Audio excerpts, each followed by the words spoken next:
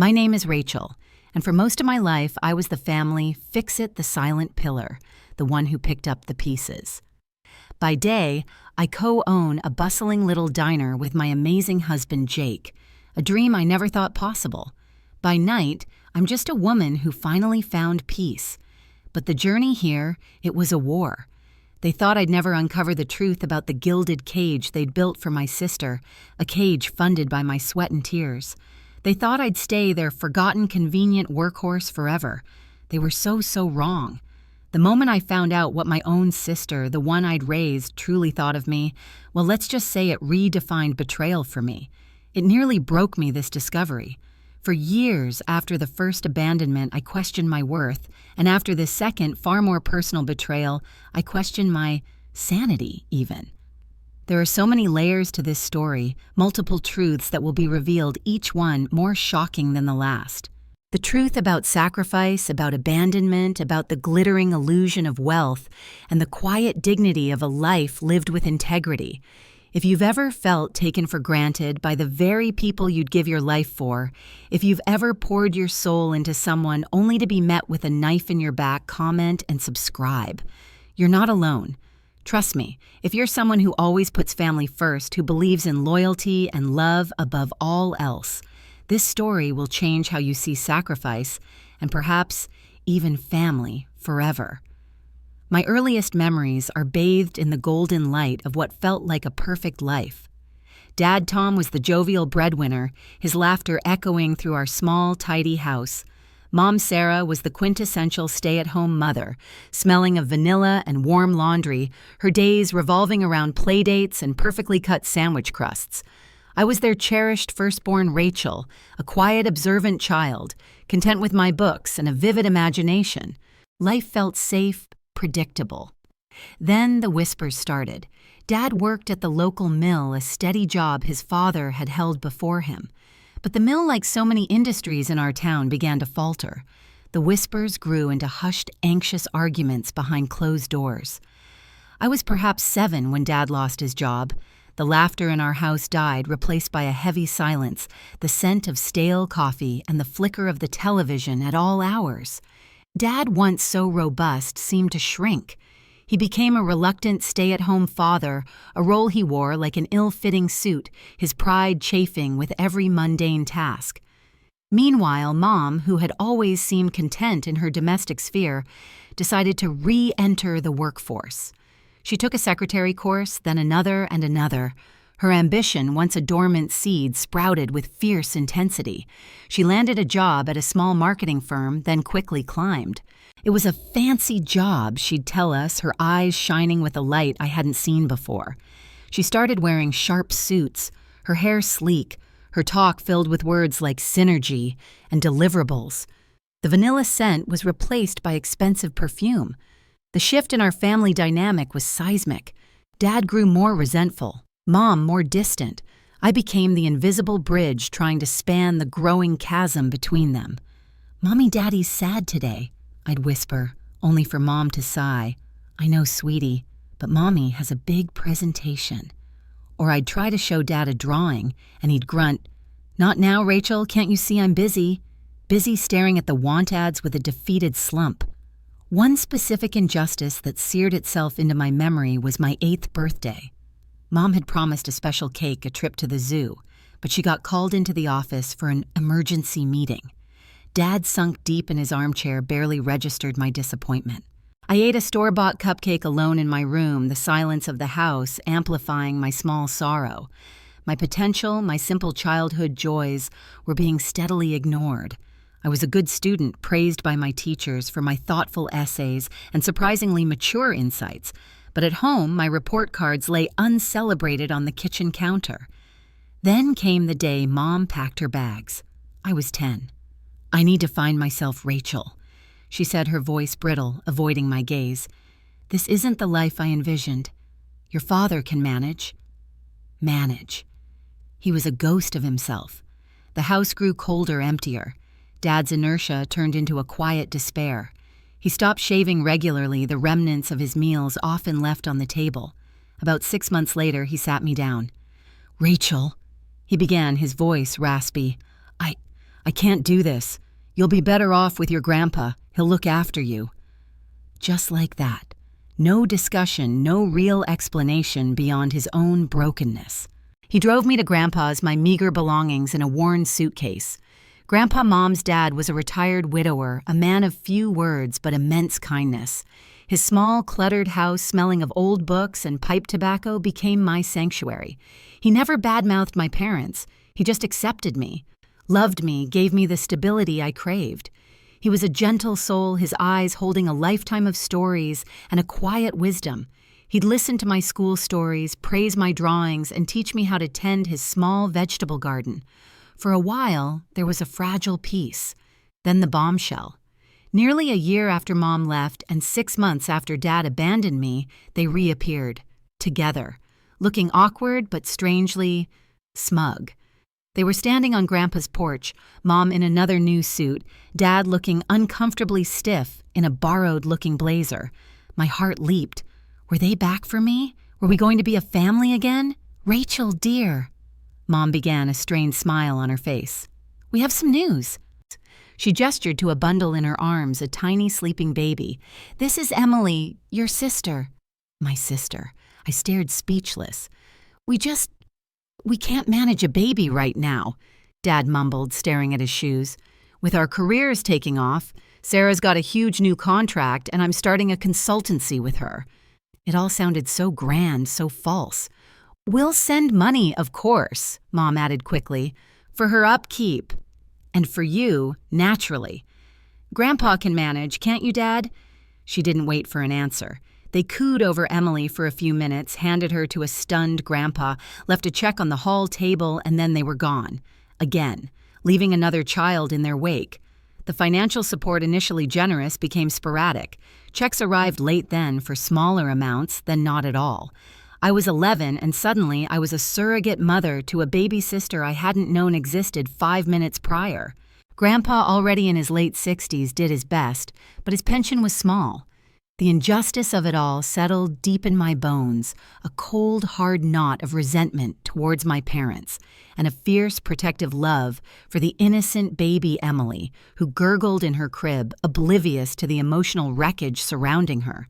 My childhood, already fractured, was officially over. My own needs, my own future, were now secondary to ensuring this little life so carelessly discarded would be cherished. The years that followed were a blur of responsibility. Grandpa, bless his heart, was my rock, but his health was slowly beginning to fail. He taught me how to budget, how to cook simple meals, how to stretch $1 until it screamed. But the primary burden of Emily's care and increasingly Grandpa's fell on my young shoulders. I mastered the art of changing diapers with one hand while stirring oatmeal with the other, of soothing Emily's cries while trying to finish my homework. My school friends talked about crushes and dances. I talked about formula brands and teething remedies. When it came time for college, the dream I'd secretly nurtured, perhaps studying literature or even art, felt like a cruel joke. There was no money, and even if there were, who would care for Emily and Grandpa? So at 18, armed with my high school diploma and a premature weariness, I walked into the local diner, Rosie's, and asked for a job. Jake, the owner's son, who managed the place, was a few years older than me. He had kind eyes and a no-nonsense demeanor. He hired me on the spot. The diner became my world. The clatter of plates, the hiss of the coffee machine, the endless orders. It was exhausting, but it was honest work. It paid the bills, barely. Every spare cent went to Emily. For school supplies, for field trips she desperately wanted to join, for clothes that weren't hand-me-downs. The pattern of disappointment from my parents was relentless. Birthdays and Christmases came and went with no cards, no calls. One year, when Emily was about 6 and had painstakingly made them a glitter glue card, I found their address through an old acquaintance. I mailed it, a small, hopeful flutter in my chest. It came back weeks later, stamped "Return to Sender," moved "No forwarding address." Emily cried for an hour, and I held her, my own heart a cold stone. "It's okay, sweetie," I murmured. "You have me. You have Grandpa. We're your real family." Milestones were marked by their absence. My high school graduation was a bittersweet affair. Grandpa was there beaming, and Emily, clutching a small bouquet of wildflowers she'd picked, cheered louder than anyone. But the 2 empty seats I'd subconsciously saved for Mom and Dad ached with their indifference. When Emily starred as the lead in her 4th-grade play, I was the one who helped her learn her lines, who sewed a button back on her costume at the last minute, who sat in the front row bursting with pride. My own achievements, small as they were, a promotion to head waitress commendations from customers for my service, were just expected. There was no one to celebrate them with besides Jake, who would offer a quiet, "Good job, Rachel," and Grandpa, who would pat my hand. Meanwhile, Emily, as she grew, would recount tales of her friends whose parents bought them new bikes for good grades or took them on vacations. There was no malice in her words then, just a child's observation of a different world. But it pricked at me, this constant reminder of what our parents should have been doing. My internal monologue was a constant hum of anxiety and a quiet simmering anger. Why us? Why did they get to just walk away? I'd wonder late at night, rubbing my aching feet. Am I doing enough for Emily? Will she resent me for what we don't have? Sometimes a rebellious thought would surface. What about my life? What about my dreams? But I'd push it down. Emily was my priority. Grandpa was my priority. One evening when Emily was about 15, she came home from school, her face thunderous. Jessica's parents are taking her to Florida for spring break, and Ashley's getting a car for her 16th birthday. It's not fair, Rachel. Why do we have to be so poor? I sat her down at the kitchen table, the worn linoleum cool beneath my hands. Em, I know it's hard, I said gently. I wish I could give you everything, but we have each other, we have this home, and I work as hard as I can. But why don't they ever help? She burst out, tears welling. Mom and Dad? Don't they even care? The question hung in the air, a familiar ache. I don't know, honey, I said, my voice barely a whisper. I honestly don't know, but their choices don't define us. She wasn't entirely convinced, but she hugged me, and the storm passed for a while. Grandpa's health took a sharp decline when Emily was in her final year of high school. The doctor's visits became more frequent, the medications more expensive. I took on extra shifts, sometimes working double, surviving on coffee and sheer willpower. Jake was incredibly understanding, often covering for me or letting me adjust my hours. He saw the toll it was taking the shadows under my eyes, the way my smile didn't always reach them. He started leaving me a cup of tea at the end of my shifts, a small kind gesture that meant the world. Then the inevitable happened. Grandpa passed away peacefully in his sleep. I found him one morning, a book fallen from his hand. The grief was a physical blow stealing my breath. Emily was devastated, clinging to me like she did when she was a child. I tried to contact our parents. I found a new address for Mom through an old, distant relative. I sent a letter, registered mail. It was signed for, but no one called. No one came to the funeral. It was just me and Emily and Jake who closed the diner for the day and stood by my side, a silent, steady presence. We buried Grandpa in the small-town cemetery next to Grandma with the meager funds I'd managed to scrape together. After the funeral, as Emily and I sat in Grandpa's quiet living room, the weight of a new reality settled upon me. I was truly on my own, solely responsible for my younger sister. Emily, wiping her eyes, looked at me. Rachel, she said, her voice small. I still want to go to college. It's what Grandpa wanted for me. It's what I want. My heart ached. College seemed like an impossible mountain to climb. But looking at her hopeful, tear-stained face, I couldn't say no. Okay, Em, I promised, taking her hand. Okay, we'll make it happen. I'll make it happen. This was it, the most recent, most significant weight added to my already burdened shoulders. The promise felt like a vow etched in stone, another piece of my own life willingly sacrificed on the altar of her future. Little did I know this vow would lead to the deepest betrayal of all. The next few years were a relentless cycle of work, sleep, and sending money to Emily. She'd chosen a state university a few hours away, not the cheapest option, but she'd been so excited about their arts program. "I'm going to be a graphic designer, Rach Cohn." She'd enthused, her eyes sparkling, and I, caught up in her dream, doubled down. I picked up every extra shift Jake offered, sometimes working from sunup to past sundown. My social life was non-existent. My world revolved around the diner and the increasingly infrequent calls from Emily. Jake by then had become more than just my boss. He'd seen me at my most vulnerable, grieving for Grandpa, stressed about bills, exhausted, but always pushing through. He'd offer a listening ear, a shared joke, sometimes a quiet dinner at the diner after closing, just the two of us talking about everything and nothing. A gentle, unassuming romance began to bloom amidst the grease and grind. He never pushed, never pried, but his quiet support was a lifeline. He admired my dedication to Emily, though sometimes I'd see a flicker of concern in his eyes. "You need to take care of yourself too, Rachel," he'd say softly. I often wondered about our parents, Sarah and Tom. What kind of people could just sever ties so completely? I imagined they were caught up in their own self-importance, their careers.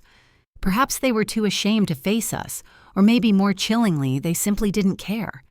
In my darker moments, I imagined Mom Sarah as a child, perhaps feeling overlooked herself, vowing to claw her way to a life where she was the center of attention.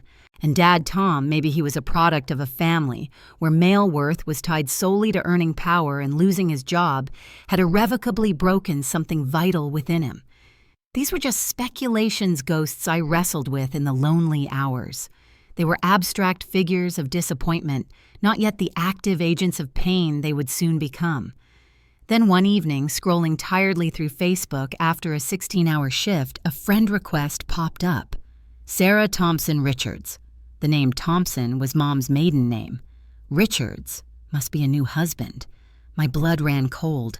My hands trembled as I clicked on the profile. It was her. Older, sleeker, an expensive-looking scarf artfully draped around her neck, smiling confidently from a balcony overlooking a city skyline. Beside her, looking equally prosperous, was Dad, Tom. A wave of nausea hit me. After all these years, after the silence, the abandonment, the complete disregard for our existence, a friend request, like we were casual acquaintances, rage potent and raw surged through me.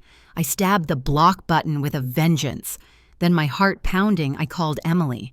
"Em, you won't believe this. Mom, Sarah, just tried to friend me on Facebook. Dad was in her picture too." There was a slight pause. "Wow," Emily said, her voice sounding a little too casual. "Really? That's weird. After all this time." "Weird is an understatement," I said, my voice tight. "I blocked her. Just be careful, okay? If they try to contact you, remember what they did. Remember they abandoned us. Twice." "Of course, Rach," Emily said quickly. "Don't worry, I wouldn't have anything to do with them." Her reassurance felt a little hollow, but I chalked it up to surprise. After that, Emily started to grow more distant. Our weekly calls became shorter, her answers about college more vague. She'd always have an excuse for why she couldn't come home for a weekend visit. So much studying Rach, or big group project due. I missed her, but I told myself she was just busy, immersed in college life, the life I was working so hard to provide. The first wave of real unease hit when Emily called asking for an extra $500. "It's for a special software license for my design class Rach and some essential textbooks. I can't pass without them." I didn't have it. I had to borrow from Jake, promising to pay him back in installments. He lent it without question, but his brow furrowed with that familiar concern. The second wave came a few months later. Emily was supposed to come home for my birthday. It was the one weekend I'd specifically asked her to keep free. The day before she called. "Oh, Rach, I am so sorry. Professor Davies just scheduled a mandatory weekend workshop. I'll fail the module if I miss it." Her voice was laden with regret, but something felt off. I spent my birthday with Jake, who took me out for a nice dinner, but Emily's absence cast a shadow. The third wave was a shock. I was idly scrolling through Instagram, a habit I'd picked up to feel connected to a world outside the diner. A girl from our hometown, someone Emily vaguely knew from high school, had posted a picture.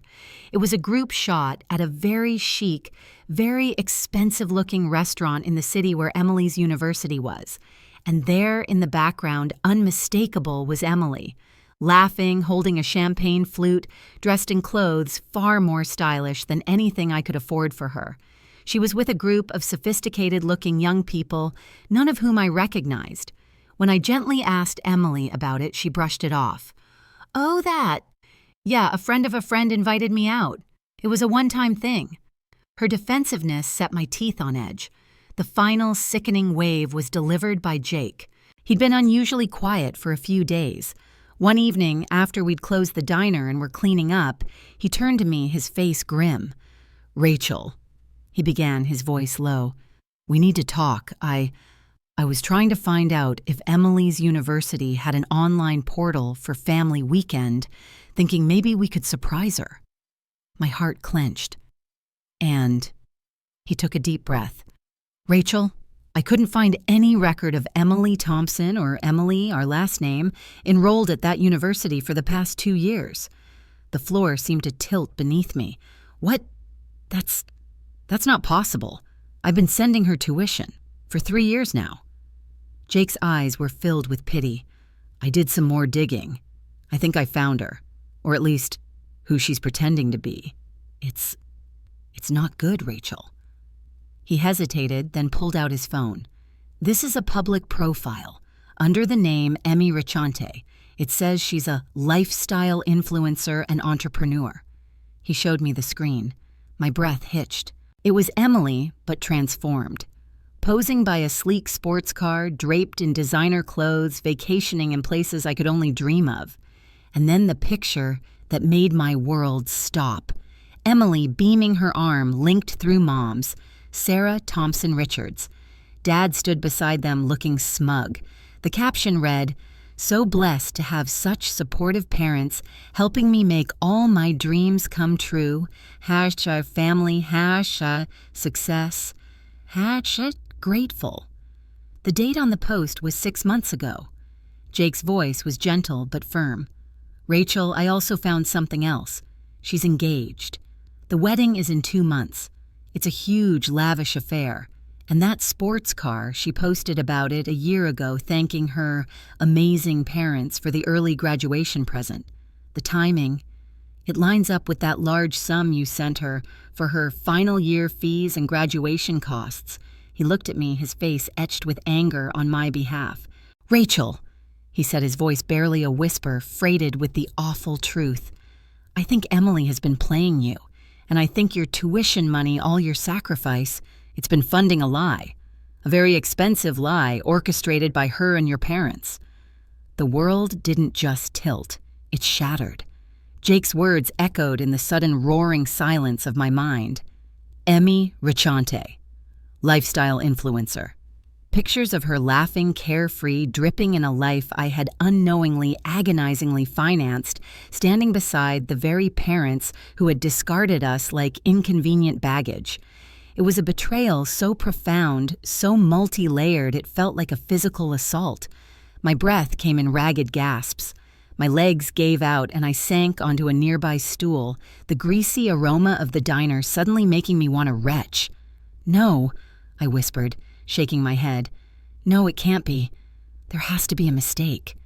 But Jake's eyes, filled with a sorrowful certainty, told me there was no mistake. He gently took my hand, his warmth a small anchor in the maelstrom. He showed me more.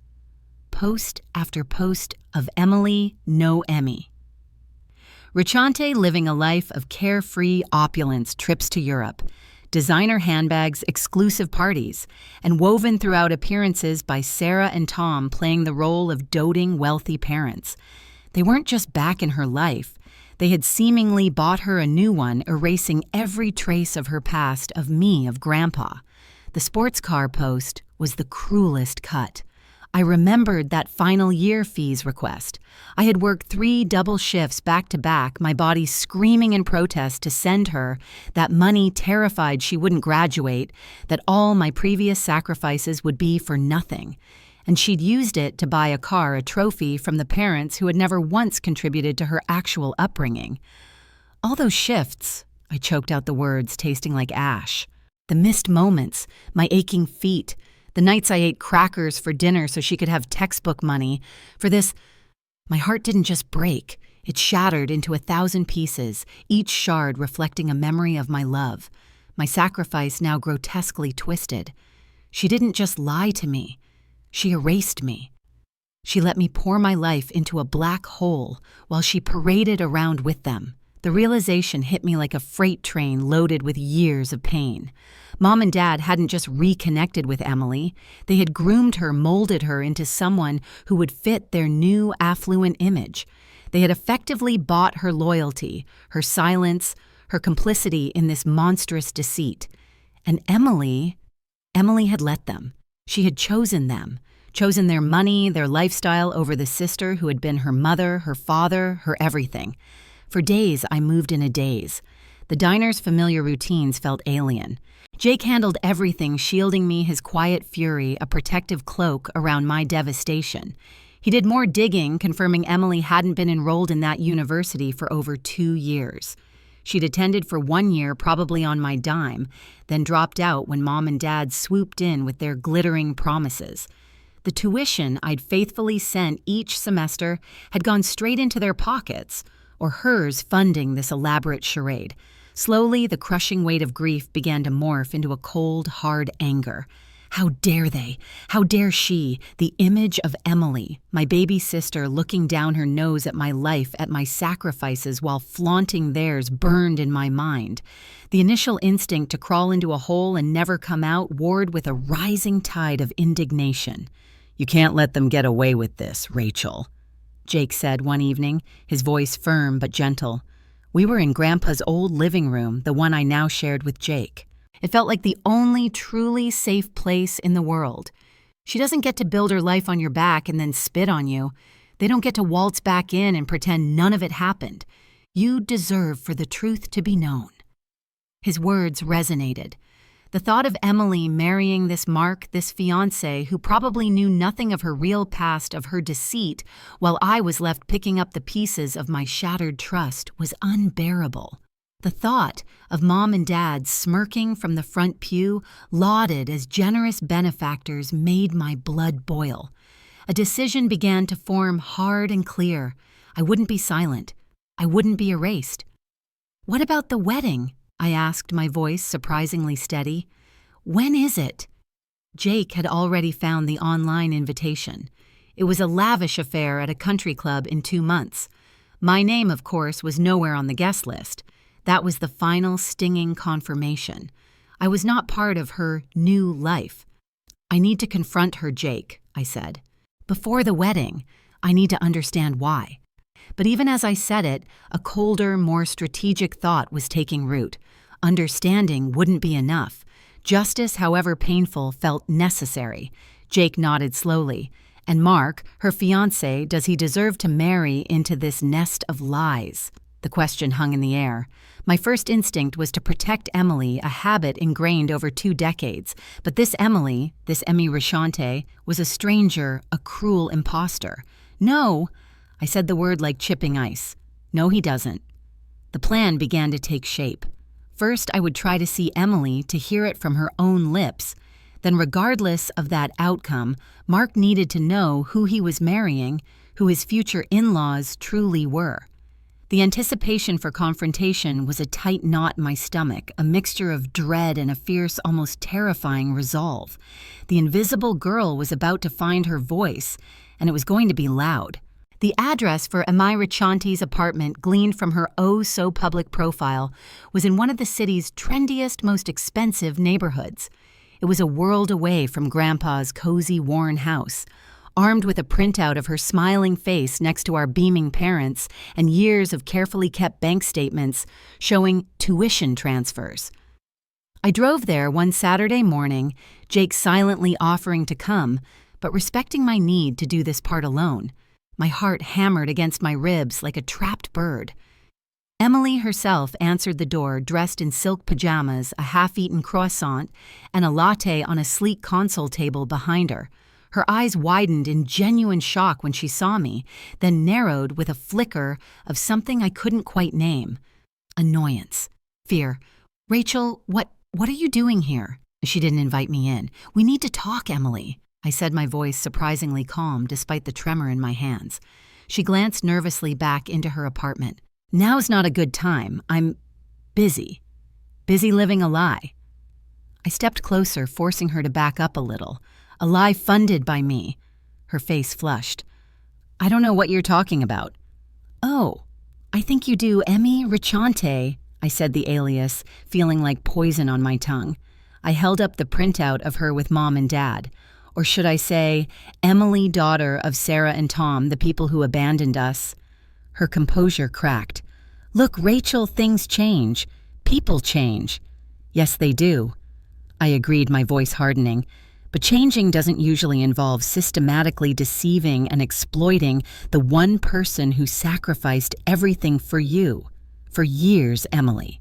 Years I slaved away, sending you money I didn't have, believing you were in college, building a future, and all along you were with them."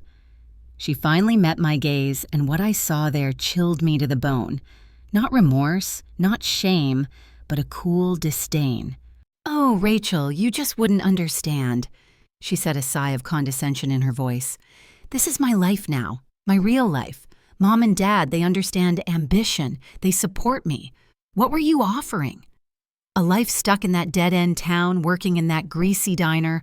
The words were like slaps to the face. "That greasy diner paid for your food, your clothes, your roof when they couldn't be bothered. And I'm supposed to be grateful forever," she sneered. "Living in Grandpa's dusty old house, I couldn't bring Mark here. I couldn't introduce my new friends to that." Her eyes swept over my simple jeans and t-shirt, my worn sneakers. "I was ashamed, okay?" She finally spat out, her voice rising. "Ashamed of where I came from. Ashamed that my sister was nothing more than a small-town waitress. They gave me a chance at something better, and I took it. You chose your life, Rachel. Don't blame me for wanting more." My heart, which I thought couldn't break further, fractured anew. "I chose to raise you, Emily. I chose to love you when no one else would. That more you wanted, it was built on my back." "Well, the past is the past, ikon," she said dismissively, turning to go back inside. "I have a wedding to plan." I stood there on the pristine welcome mat of her stolen life, the door closing softly in my face. The pain was so intense it was almost clarifying. There was nothing left to salvage with Emily. The sister I knew was truly gone. When I got back to Jake, shaken but resolute, I told him everything. His jaw tightened, his eyes flashing with a protective anger that warmed me despite my inner chill. "She said that to you," he seethed. "After everything."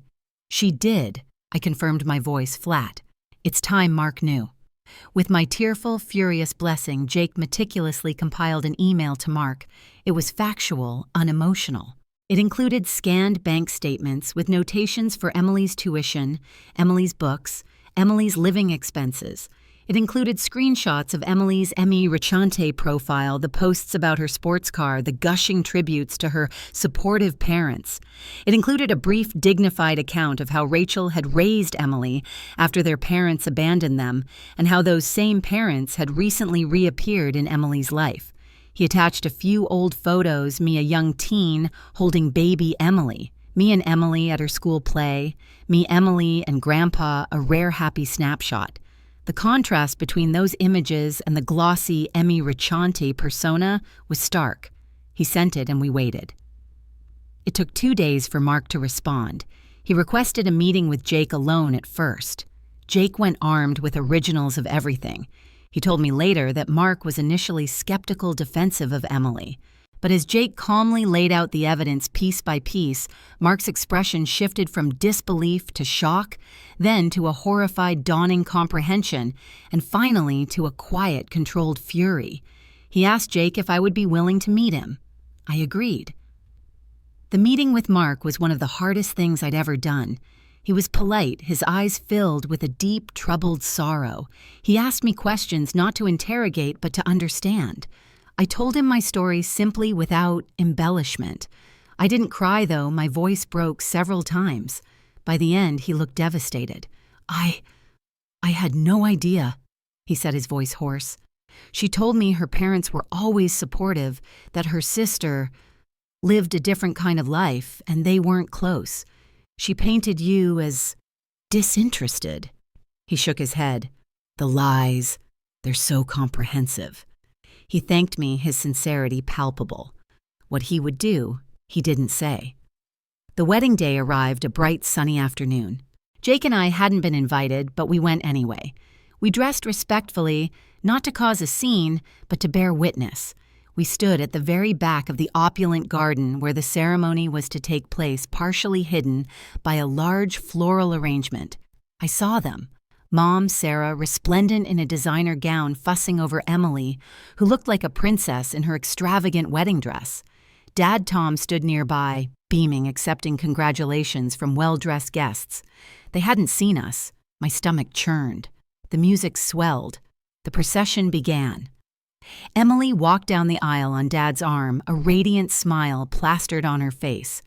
Mark waited at the altar, looking pale but composed.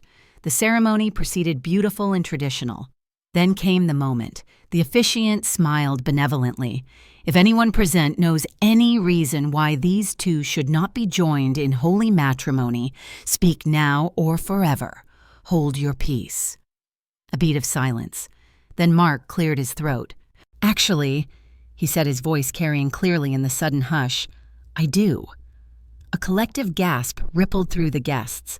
Emily's smile froze. Mom and Dad exchanged alarmed glances. Mark turned to face Emily, his expression one of profound sadness, not anger. Emily, he began, his voice firm, I love the woman I thought you were, but I've recently learned some truths that change everything. He looked out at the stunned guests. For those of you who don't know, Emily has told me wonderful stories about her supportive parents, Mr. and Mrs. Richards, or as I've recently learned, Mr. and Mrs. Thompson, her mother's maiden name and her father's actual surname. She told me of her hard work at university, of their help in establishing her career. He paused. Then his gaze found me and Jake at the back. He gestured. But there's another part of Emily's story she failed to mention. This, he said, his voice ringing with conviction, is Rachel, Emily's older sister. All eyes turned to me. I felt a flush creep up my neck, but I met their gazes, Jake's hand finding mine strong and steady. Rachel, Mark continued, is the woman who actually raised Emily from the time Emily was a baby, after Mr. and Mrs. Thompson abandoned both their daughters. Rachel is the woman who sacrificed her own education, her own youth, working tirelessly as a waitress to provide for Emily to send her to college, or so she thought. Murmurs erupted. Mom shot to her feet. This is outrageous, Mark. What is the meaning of this? Mark ignored her. I've learned that the substantial sums Rachel sent for Emily's tuition were in fact used to fund a lifestyle of luxury, including a sports car Emily claimed her amazing parents bought her. I've learned that Emily hasn't been in college for over 2 years. I've learned that these parents, he gestured towards Sarah and Tom, who were now ashen-faced, only re-entered Emily's life when she could be an asset to their social climbing, conveniently forgetting the years they left their children to fend for themselves. Emily was openly weeping now, not the delicate tears of a wronged bride, but the harsh, ugly sobs of someone exposed. Mark, no, please. I cannot marry someone who could build her life on such a mountain of deceit. Mark declared, his voice filled with a steely resolve. I cannot marry someone who could be so profoundly cruel, so deliberately deceptive to the one person who gave her everything. Someone who is ashamed of honest work, of true sacrifice, and of the sister who embodied both. He looked directly at Emily, his eyes no longer sad but cold. The wedding is off. He then turned to Sarah and Tom, and as for you two, your charade is over. The silence that followed was deafening, broken only by Emily's gasps and Mom's strangled cry of, "How dare you!" Dad looked like he wanted the earth to swallow him. My moment of triumph wasn't loud or dramatic. It was a quiet vindication, a profound sense of a terrible weight being lifted. I shed a single tear, not of sorrow, but of a complex, cleansing release. Justice wasn't just served, it was a meticulously prepared banquet, and everyone was getting their just desserts. The power dynamic had irrevocably, publicly shifted. The invisible girl had been seen, her truth, finally, devastatingly acknowledged. The garden erupted into chaos. Mark's parents, looking shocked but resolute, immediately went to his side, ushering him away from the altar. Guests were whispering animatedly, some looking horrified, others with a glint of scandalous excitement in their eyes. Sarah's mom was apoplectic. "This is a disaster. You've ruined everything, Emily," she shrieked, her carefully constructed composure shattering into a million pieces. Her concern wasn't for Emily's heartbreak, but for the public humiliation, the damage to their precious image. Tom, blustering and red-faced, tried to grab Mark's arm, muttering about misunderstandings, but Mark's father, a formidable-looking man, coolly intervened. Emily, abandoned at the altar, her dream wedding in tatters, turned her tear-streaked, makeup-smudged face towards me. Her eyes, wild with fury and panic, locked onto mine. "You?" she screamed, pointing a trembling finger. "You did this! You couldn't stand to see me happy! You've ruined my life!" Jake stepped slightly in front of me, a protective shield. I placed a hand on his arm. "No, Emily," I said, my voice clear and steady, carrying over the surrounding hubbub. "Your lies did this. Your choices. Your cruelty. I simply allowed the truth to be seen." My voice didn't waver. The years of being her emotional punching bag, her silent provider, were over. Sarah and Tom, realizing the situation was unsalvageable, practically dragged a hysterical Emily away, their faces masks of fury and embarrassment. "You ungrateful, foolish girl!" I heard Sarah hiss at Emily as they passed. It was clear Emily, now a source of scandal rather than a social asset, was no longer of use to them. Their abandonment, it seemed, was a repeatable offense. As the crowd began to disperse, a few people approached us. An elderly woman who introduced herself as Mark's grandmother took my hand. "My dear," she said, her eyes kind, "you are a remarkable woman. Mark is lucky to have been spared further deceit." Several of Mark's friends who had looked on in stunned silence nodded in agreement, some offering quiet words of support. It was strangely comforting, this validation from strangers who now knew a fraction of my story. Jake and I left the country club, the scene of so much drama, and drove home in a comfortable silence. I was emotionally wrung out, a strange mix of exhaustion, vindication, and a lingering sorrow for the sister I had truly lost long before today. It wasn't a joyous victory. There's no real joy in the complete implosion of a relationship, even one built on lies. But there was a grim satisfaction, a sense that a great injustice had finally been righted. The burden of Emily's deceit, a weight I hadn't even fully realized I was carrying, had been lifted. In the days that followed, the fallout continued.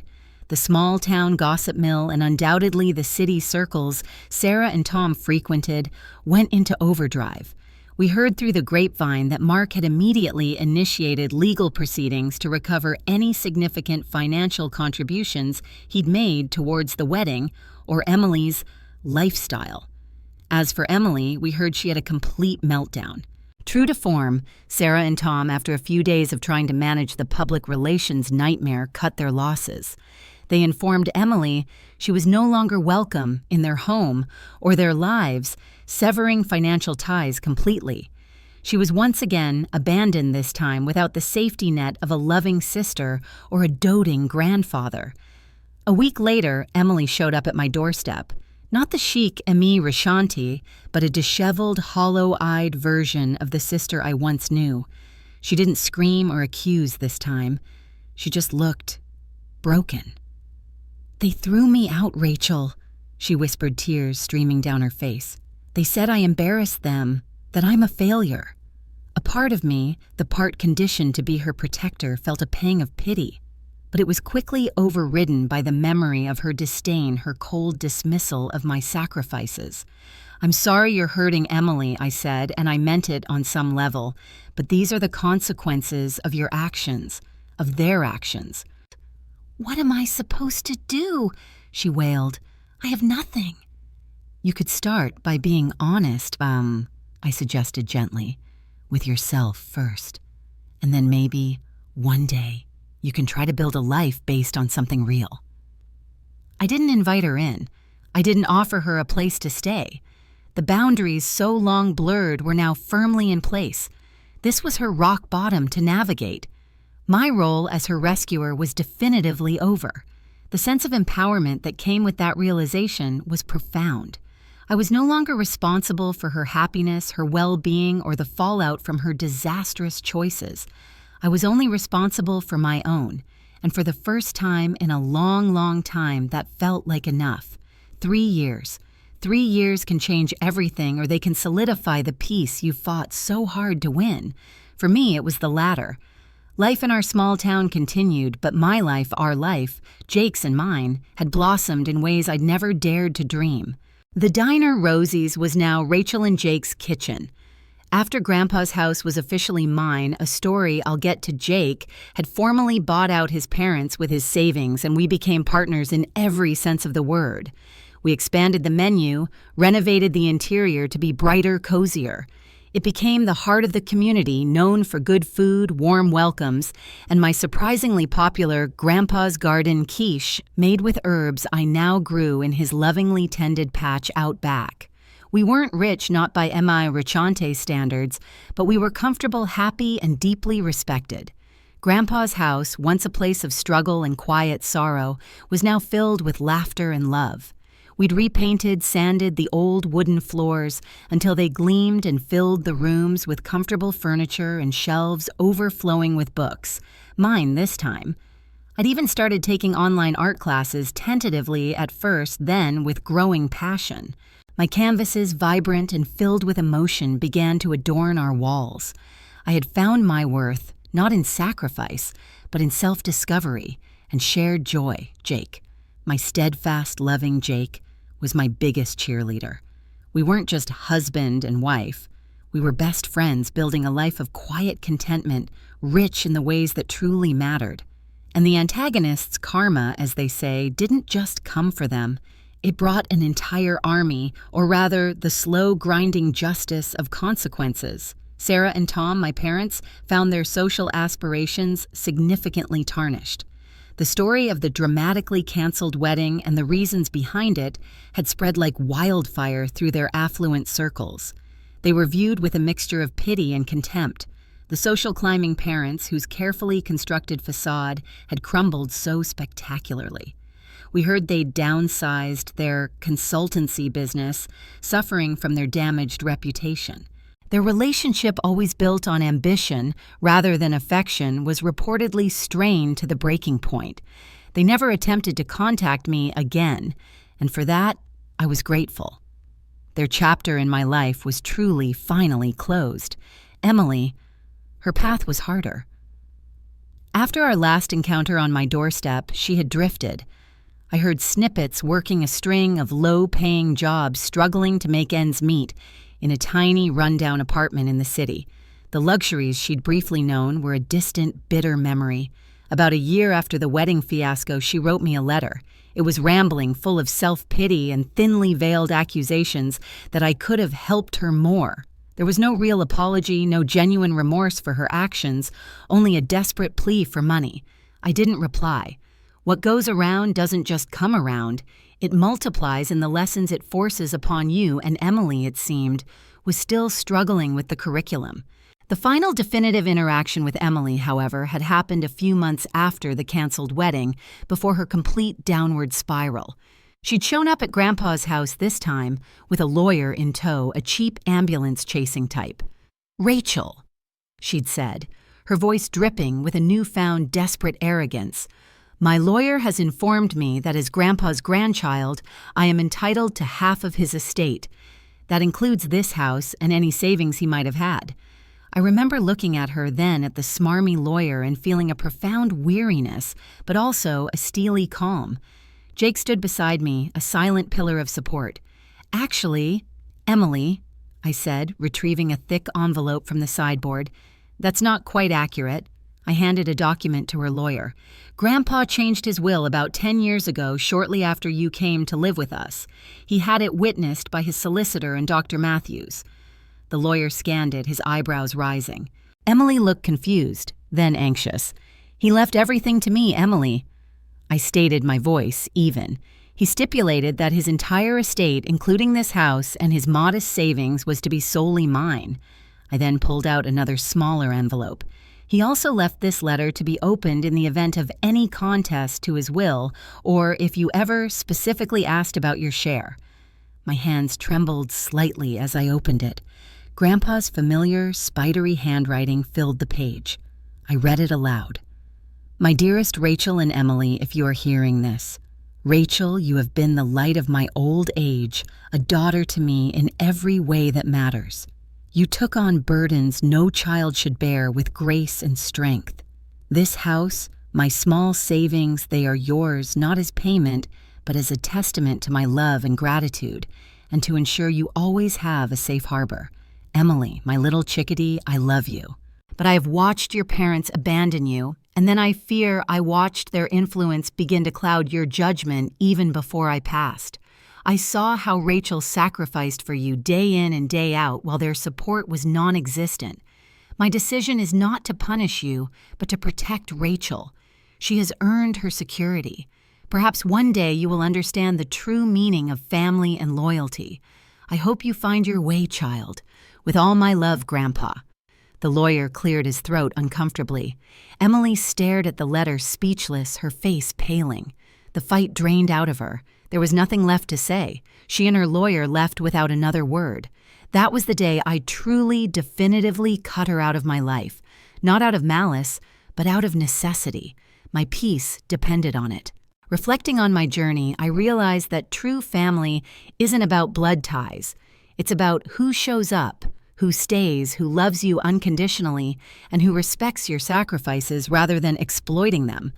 I learned that my worth was inherent, not dependent on the approval or validation of others. I learned the profound strength in setting boundaries, even if it means severing ties that were once precious. The girl who was once invisible had not only found her voice, but had also built a life filled with light love and a quiet, unshakable peace. In the end, the truth didn't just set me free, it rebuilt me stronger. Peace by resilient peace. So what's the deep moral of this incredibly long and winding story? There are a few, I think. Firstly, sacrificing yourself entirely for others, especially those who don't see or appreciate your worth, isn't noble. It's self-destructive. Your well-being, your dreams, your happiness, they matter profoundly.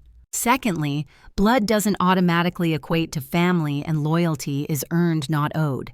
Sometimes the hardest but most necessary act of self-love is to walk away from toxic relationships, no matter how deeply ingrained they are.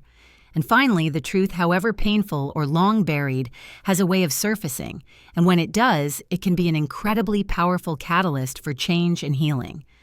Justice doesn't always look like a courtroom drama. Sometimes it's the quiet reclaiming of your own life and peace. Have you ever had to choose between your own happiness and toxic family ties? Have you ever felt like the forgotten child, the one always giving, rarely receiving? What would you have done in my shoes, or in Emily's, or even Mark's? I genuinely love to hear your thoughts.